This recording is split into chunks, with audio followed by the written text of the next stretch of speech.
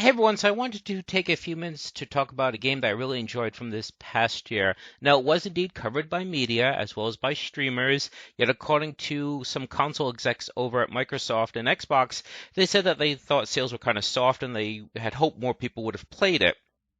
And that game is Control. So what is Control? Well, in short, it's an action adventure game with some exploration. So let's dig into why I really enjoyed it. First of all, the mood is undeniably creepy. You have this monolithic building that houses a bureau that is tasked with containing forces from other planes of existence. Now, that very building and that bureau gets corrupted by the forces it is trying to neutralize. That in itself is incredibly creepy. Imagine waking up one day and hearing that the CDC is on lockdown due to an outbreak of the plague or something like that. That is the very thing they're trying to stop, and yet they themselves succumb to it. So that's the nearest comparison that I can think of when playing this game. So as I mentioned, it's an action-adventure game with some exploration. The more you search, the more you find. In fact, one of the oddities about this game is that the biggest, baddest bosses are actually all hidden. That most of the boss fights are really tame.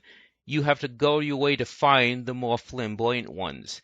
And there's also some abilities that can be found. Not many, but there's a couple abilities that can be found that are optional, and you have to beat some boss or complete some task. A good part of this game is combat, and it's incredibly satisfying both visually as well as the audio accompanying your various abilities. Just the whole environment reacts. You do various abilities and papers go flying and there's dust and just the sound is very satisfying. It just feels like everything is connecting. So the combat is broken into two basic parts. One, gunplay.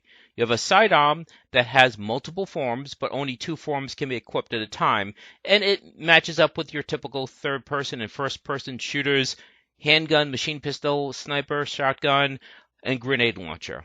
And you have endless ammo, but you do need to reload. Second, telekinesis. You can dash, you can levitate yourself.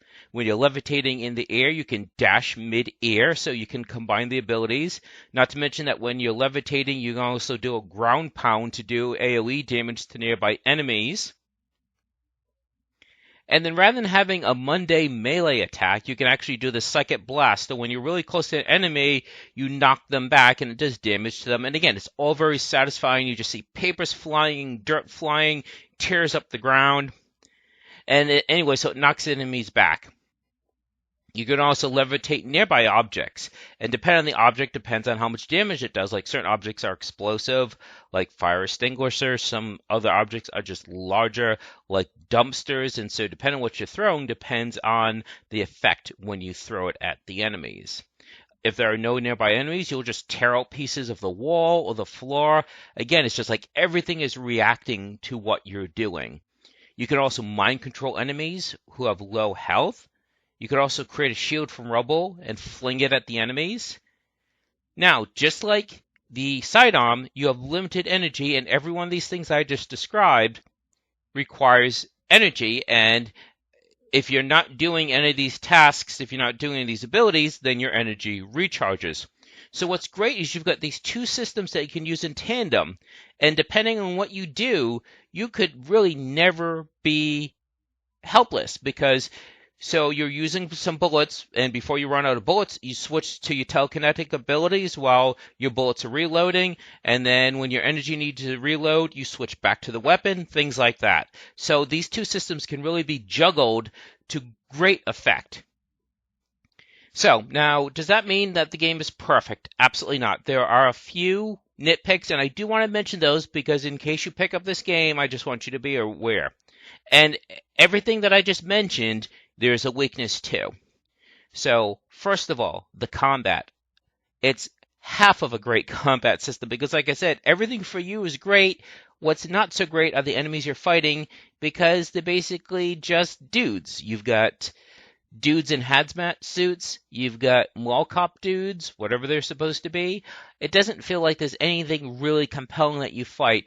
There's a couple interdimensional entities, but they really overdid the FX, so you kind of just see these vague flapping wings. So that's the one thing that I would like to see, and I would like to see much more interesting enemies to be fought, because after all, you're supposed to be fighting interdimensional enemies, and yet all you're really seeing for the most part are people who've been possessed by interdimensional forces.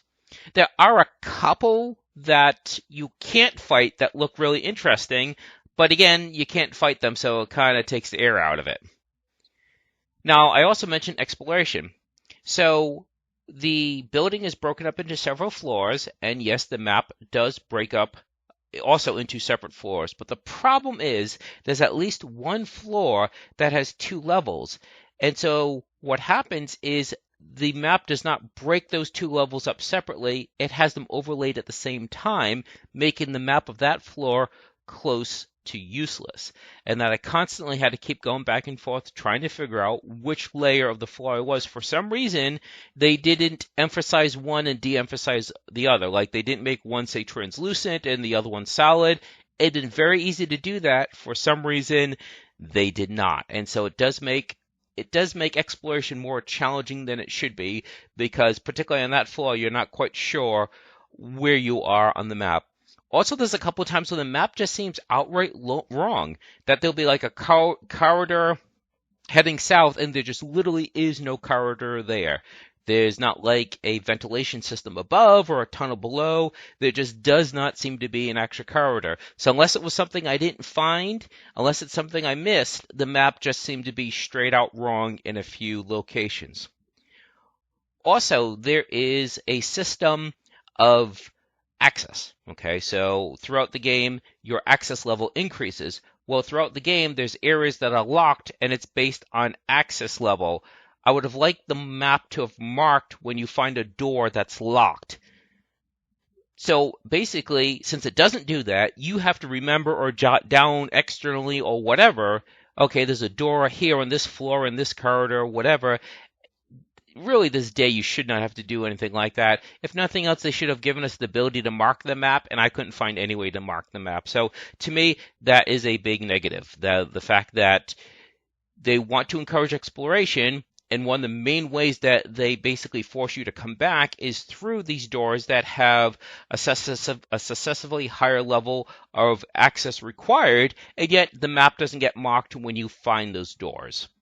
Another thing is that when you enter an area in the map, the entire map gets revealed. That entire portion of the map gets revealed, So you don't have the kind of granular attention, marking, I should say, of where you've been. So you walk into an area, that entire area in the map opens up, and so you really don't know which corridor you've been in and which room you've been in. And like I said, it makes a big difference. You walk into a room and suddenly there's an object of power there, and if you defeat it, you get a new ability, or you get some upgrade points, that kind of thing. So that was one of the biggest negatives, is that for a game that was supposedly encouraging you and was predicated upon exploration, the map did you no favors. And I would say that the final thing that I didn't like about it is that the core story didn't seem to know where to go. While they try to create this emotional tie between the main character and her brother that she's trying to find and save, when you finally see him, to me there was like absolutely no connection, because you don't know anything about this person. You haven't seen this person. So even though the main character talks about him, there just isn't really any kind of emotional connection to him. And even worse, at the end of the game, his fate is left in limbo. So maybe they did that out of financial reasons. Maybe they're going to do DLC or something like that. Or maybe they just couldn't write themselves into a satisfactory ending. So that's about it. So I hope you found this useful. If you get the game, I hope you enjoy it. And that should do it. And you enjoy the rest of the year.